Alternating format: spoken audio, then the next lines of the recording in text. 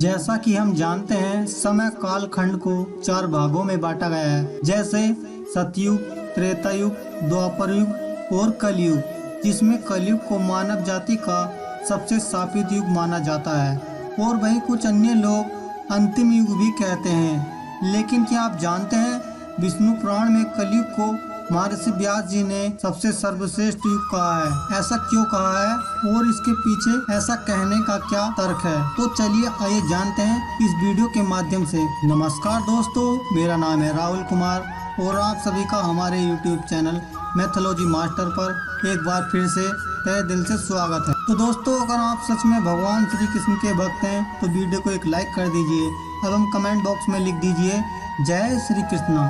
दोस्तों, विष्णु पुराण के अनुसार जब एक महर्षि गंगा में स्नान कर रहे थे, तब कुछ महर्षि गण वहां पहुंचे और उन्हें देखा यह महर्षि वेद व्यास जी गंगा में स्नान कर रहे हैं, तो वह लोग वहीं गंगा के किनारे वृक्ष के नीचे बैठ गए। फिर कुछ समय बाद महर्षि वेद व्यास जी ध्यान लगा के खड़े हुए तो कहने लगे, युगों में सबसे श्रेष्ठ युग कलयुग है। यह कहकर महर्षि फिर से ध्यान में लग गए। युगों में सबसे श्रेष्ठ युग कलयुग सुनकर बैठे ऋषि गण आश्चर्यचकित हो गए और वो कहने लगे, व्यास जी ऐसा क्यों कह रहे हैं कि उन्होंने सुना था कि युगों में कलयुग सबसे शापित युग है। फिर जब महर्षि स्नान करके गंगा से बाहर निकले तो ऋषि मुनि व्यास जी से पूछने लगे कि आपने ऐसा क्यों कहा है, कलयुग सबसे श्रेष्ठ युग है, इसका क्या अर्थ है? क्योंकि आप जैसे महर्षि कुछ भी यूं ही नहीं कह सकते। हम इस विषय को समझना चाहते हैं। मुनियों के ऐसा कहने पर महर्षि व्यास जी ने हंसते हुए जवाब दिया और कहा, ऋषि मुनि, जो फल सतयुग में 10 वर्ष तपस्या करके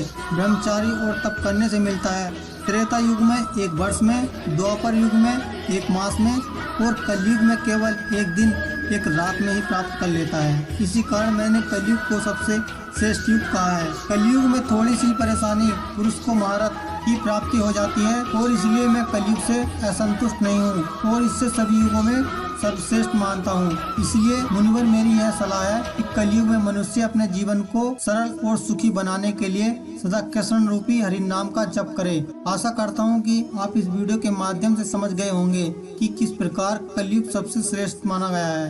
अगर वीडियो अच्छी लगी तो वीडियो को एक लाइक कर दीजिए एवं कमेंट बॉक्स में लिख दीजिए